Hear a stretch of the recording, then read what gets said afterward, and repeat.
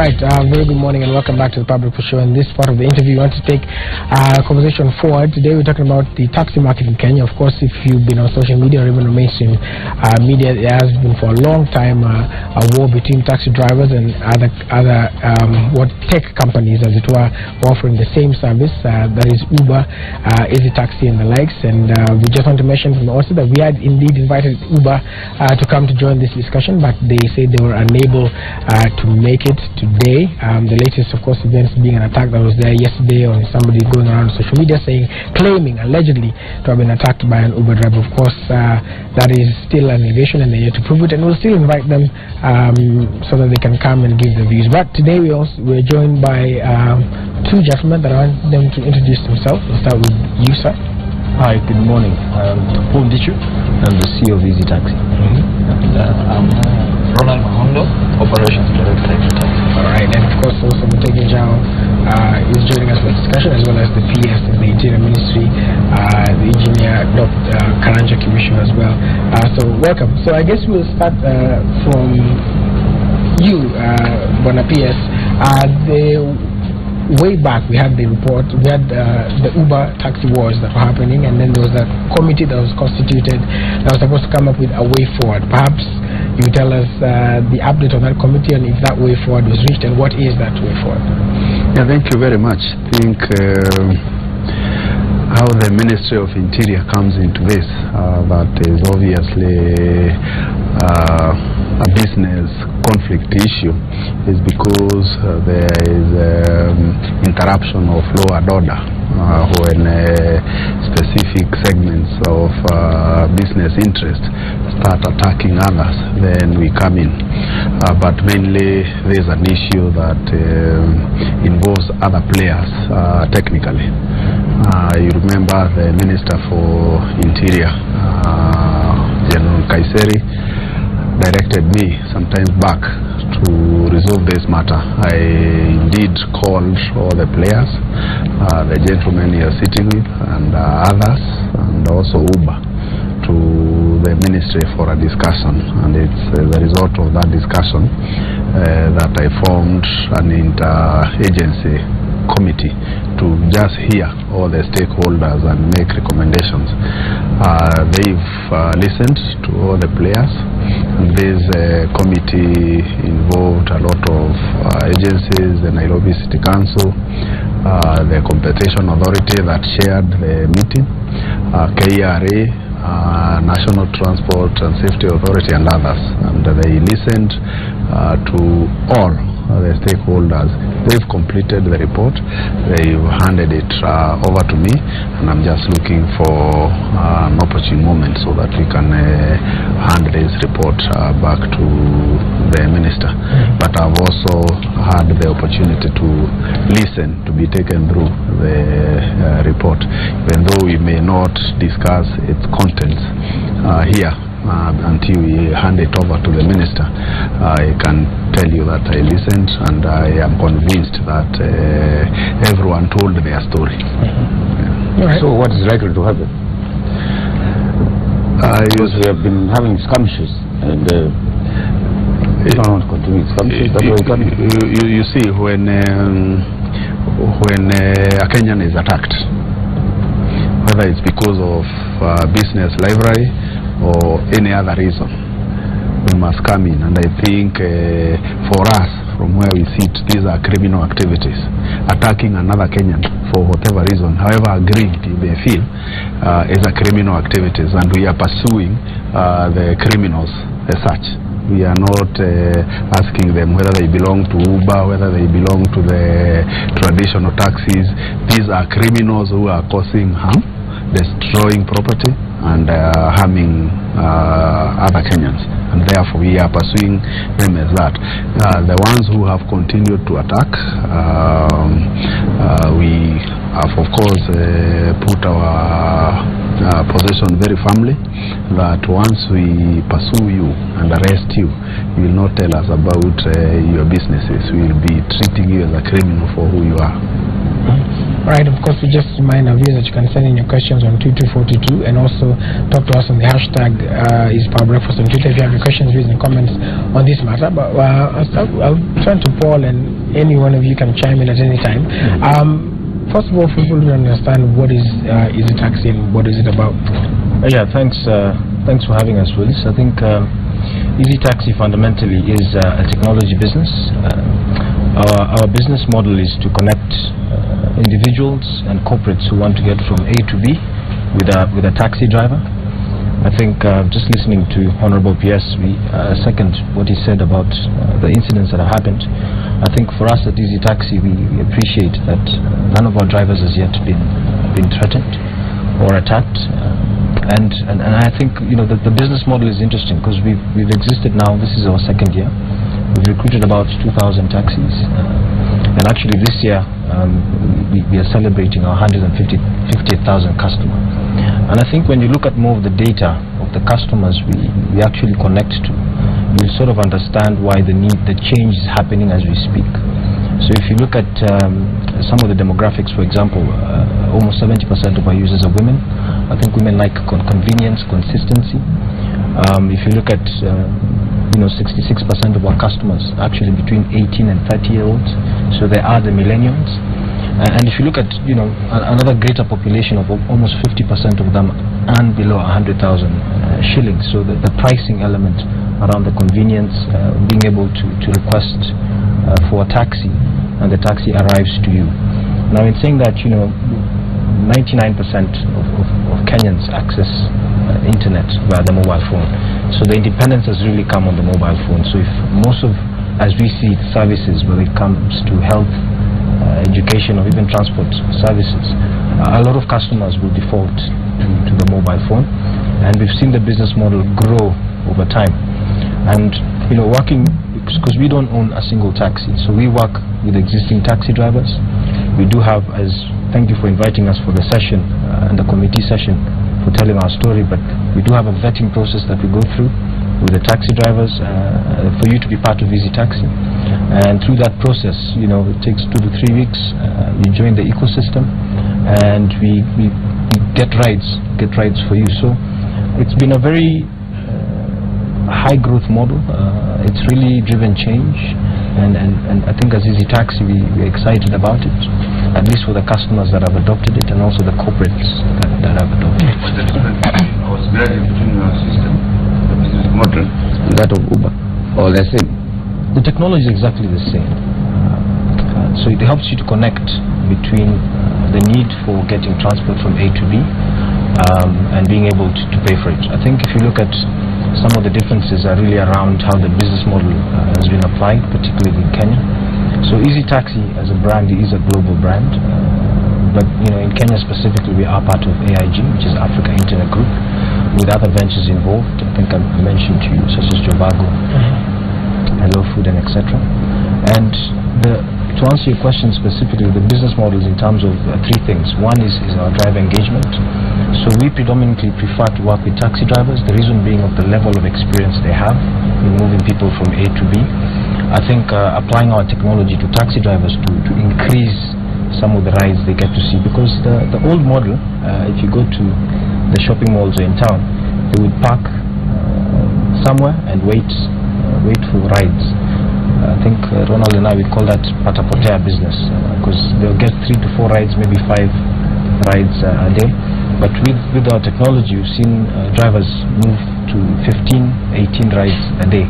From an income perspective, that means they've moved from about 30,000, 40,000 shillings a month to almost 200,000 shillings a month. And through that engagement in saying, look, the technology actually does support as incremental income to your business, because they are entrepreneurs, and also being able to indigenize the proposition and say, look, we consider you as a passenger, even as you're carrying a passenger. And the old model didn't do that. So you would, if you wanted a taxi, you would talk to someone you've never met, you've never known. But with the technology, you can now see who's picking you, the number plate, the vehicle, the type, and a picture of his face as well. So I think changing that experience a little bit better has helped us with the engagement of drivers. The second thing, to answer your question, is the transparency in pricing. Our pricing is also fixed. It's 90 shillings per kilometer. So both the passenger and the driver know exactly how much they'll pay from the time they start the journey, the time they end. Most of the times, the pricing model for taxis used to be based, we joke about this a bit, based on what bills you have to pay. So if the guy has a school fees or rent is due, then typically, from CBD to Westlands, it varies, and there's no basis to that. And I think even talking to the taxi drivers, because in our pricing propositions, we don't sit and decide that this is the price we pay. We actually engage the drivers, and it's a continuous conversation in saying, so what is the price, what is the cost in terms of being able to run your business, and how do we apply a margin and markup and make sure that you earn revenue and substantial revenue over time. Is your company local or foreign? Yes, it is. We incorporated in Kenya through the Africa Internet Group, I think, as I mentioned before. And in Africa specifically, Africa Internet Group also runs a number of other ventures, which I did mention also to Willis before, Javago, Hello Food, Lamudi, and etc. and Jumia.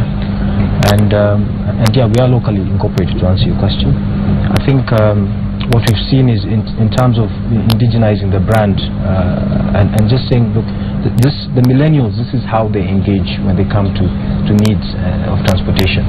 And we see this in the next 2 to 3 years that you'll still be able to sit at home. Because you can imagine it, back even when I was growing up, there was never a proposition where you could actually press a button in a car and a vehicle arrives at your location. But now there is, and we see that fundamentally increasing. Even as we've launched in Mombasa, in Nakuru, and now later on in Kisumu, we'll see these different models take shape. And it's empowering the drivers, and that's what we call positive disruption. Right, so there's a question, or there's a comment here by somebody who says, as a Tommy Rex on Twitter says, let liberalism in taxi business be practiced. No one should be gagged. And I just throw the question to you as well. What do you think then is what is the bone of contention in your experience? Why is there this push and pull between both the local and other players in the industry? Thank you for the question. The key thing that we've seen in the market since we've been around 19 months now is we've worked with the drivers, and that's why you find they are more receptive of the taxi than whoever else, because you find we are positively disruptive in terms of empowering the drivers. We are not really a social business per se as a taxi. We are a commercial venture, but we've seen a real change in terms of the life of drivers that we've been working with. Some drivers were making, as Paul said, between 30 to 40,000 a month. Right now they're making over 200,000 shillings a month, and we are really inviting more drivers to come and join our platform. The key thing is we've been working with the establishment in terms of everything that we're doing, in terms of implementing and going to the market, and we really understand the problem that the establishment is facing. And I think that's the key difference that the taxi brings to the table. Because one, in terms of the customer, we assure you safety. We do actually we have around 2,000 drivers, but we've gone through 5,000 applications. So around 60% of the people who apply to be our drivers don't qualify for one reason or another. We have a very rigorous process in terms of who we are allowed to be a driver in our ecosystem, and we also take you through a very rigorous training process to ensure that you are aware about the city, our safety procedures, our reporting and things like that. So I can say, if you look at the industry right now and the contribution that the taxi has made to the industry from since our inception, we've actually added, I think, around 250-300 million. 50 million or so far, up to date. And the bulk of it has gone to the driver, the person who is key in the ecosystem. Because without the driver, nothing else will be able to work. So we actually put more emphasis on the drivers. Around 80% of our drivers are actually taxi drivers. And if you hear the stories, the real story from an actual driver who's been with the taxi since the inception up to now, you'll find that their lives have really changed. And not only how they are, how they talk, how they socialize, but even their family life. Because you find most taxi drivers have been working maybe from Monday to Monday, sleeping in the vehicles, trying to make ends meet.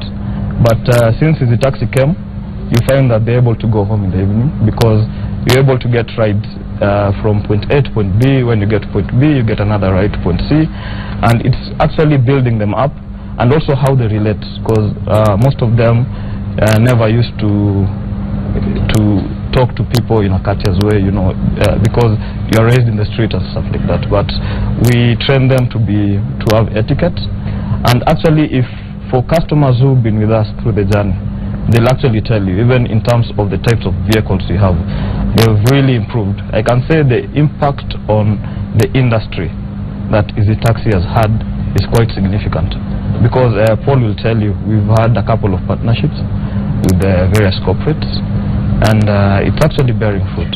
Yeah. There is a question from Senator Idris Elachi for the ES. Ask you, why can't we encourage our local taxi operators to borrow the new technology, since it's more safe and we know the driver, instead of allowing them to bite around? Why can't we organize them in circles? And I think I'm very happy that it has become clear to everyone that the app-based taxi business is not just about Uber. It's about there Easy Taxis, and I think what we are looking at is moving with the technology. I'll give you some numbers to show you how serious this thing is, because when we had our meeting, first of all, there was admission from ordinary taxis that they sit fixed prices, so that if you are moving from JKIA to CBD, it's known how much that is against the law. You're not supposed to fix prices in a liberalized economy. You're supposed to compete. These taxis have 40,000 rides every day. And if we just rounded that to 1,000 shillings, it becomes 40 million. In a year, this is 14.6 billion business, and therefore there will be a lot of interest in it. We have been explained by Easy Taxi, and I think during the meetings with this committee, they explained to us the reduction in cost by them is not because of anything else. It's because Motegi, if you are here and you want to go to Odero, for example, and the taxi driver you know, the one you call usually is in Dandora, and you call him to take you to Odero, you'll have to bear the cost of his fuel from Dandora to here and to Odero and back to Dandora, because you're the one who's called him. But what they are saying and what they explain to us is that they cut off that because it's a one-way thing. But I'll give you some numbers. A poor car in this country, because we just use the numbers they've given us here, it's minimum 90 shillings per kilometer. And if you take a poor car, the poorest of the cars that is doing 10 kilometers a liter, it means that in this liter, it will do 90 times 10, which is 900 shillings. A liter of fuel costs 100 shillings. So you have 800 to play about, your taxes, your employees and all that. And therefore, the issue of business undercutting to us did not make sense. And I think I agree with Honorable Elachi that the way to go is not to stop people from adopting new technologies in any business, not just taxis. But we too, listening to their submissions, also noticed areas that can improve so that there is a fair play field. For example, the traditional taxis mentioned about markings on the vehicles. So they get more harassment, so they get more stopped by police, they get than the others because they don't have a visible mark on their vehicles. I think these are issues that we've asked the counties in their bylaws to take care of. But I agree the way to go is not to resist change. Thank you very much. Maybe if I can comment and add something honorable, as I said, that's very important. You know, the pricing discussion is really how we drive costs for the taxi driver. And if you look at, you mentioned, our taxi drivers consume about 500 to 600,000 liters of fuel every month. So what we did with this information that we collect with our technology is we went to fuel partners and we partnered with Total, and all our drivers now get 4 shillings off the liter. Now that is a very fundamental cost base for any taxi driver. So anyone spending 15 to 20,000 shillings a month on fuel, they're now going to save 4 to 5,000. Another powerful collaboration, to respond to Honorable's question, you know, we are really encouraging our drivers to be part of this model, and it's through these opportunities working with partners like Total. And now we've got 4 banks who signed up to give our drivers asset finance at a reduced interest rate, all the way from 33% down to about 17%. And we're targeting 1 billion shillings to get drivers to even upgrade their cars. And so it's the bits of the whole ecosystem are actually working for the driver, and also more importantly for the customer who gets their service when they need it. As he said, when you call your driver is in Dandora and you need to move now, you don't have another option but to use the taxi. Right, of course, it's a conversation that can keep going on, and as the PS has said, they're going to call us and they have the resolutions and the findings and the conclusions, recommendations of the reports that they were tasked to do. And of course, when that happens, we can pick up this discussion again, and talk more and move the conversation forward. So we thank you so much for your comments. I know many of them, especially for those of you on Twitter, we might not be able to read all of them, but again, we thank you for commenting on that. And so we want to move over to our next interview as well, the sports interview. I see Wahiga Maoro at the corner of my eye, chewing on a sweet. But yeah, we are going to move over to that conversation a little bit later on. So keep it for breakfast. Thank you so much, gentlemen, for coming. Thank you, sir. And keep it for breakfast. Good morning. Thank you.